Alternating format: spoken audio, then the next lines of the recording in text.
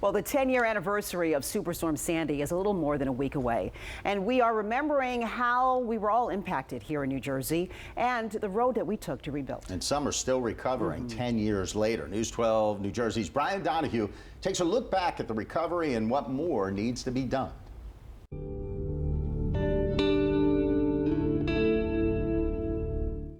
The boardwalk leads right to the house now. Look at this. That's me, 10 years ago, right after Superstorm Sandy, in front of the Lavalette house my Benny family rented every year for a 2-week vacation back in the 70s and 80s.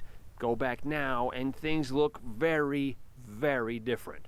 There's a new, way bigger house here now, one with a story to tell about how the Jersey Shore has been rebuilt in the years after Sandy, about how the shore has changed and whether we're going in the right direction as sea levels rise and storms intensify. First, about that old house. It was classic Jersey Shore stuff, a simple 2-family. The rental unit had no phone or TV. The owners, a retired cop and his wife, lived downstairs. They sold in the late 80s to another family who kept it the same until Sandy hit and left it looking like this.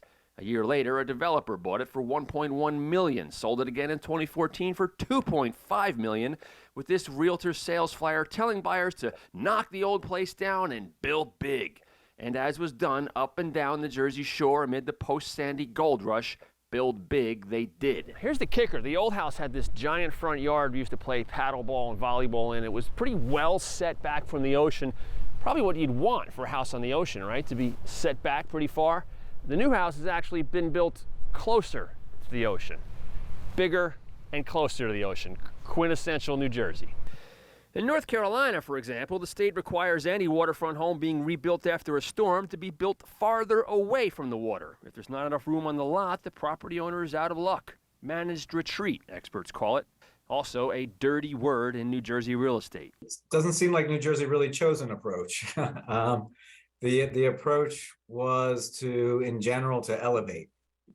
I spoke about this with Peter Kasabach of the planning advocacy group NJ Future. So when a property was destroyed, if someone wanted to rebuild, they just had to rebuild a little bit higher, which is probably a little bit better than rebuilding exactly the same way, but it doesn't take into account the long-term impacts like folks in North Carolina are looking at, which is these storms are only going to get worse. The situations are only going to get worse. And so in the decades since Sandy, the story of 1202 Oceanfront repeated thousands of times over. Building bigger, building higher, and yes, in some place, building even closer to the water. It's all made the shore a very different place than it was before Sandy, but that's been the strategy. Only time will tell if it's been the right one.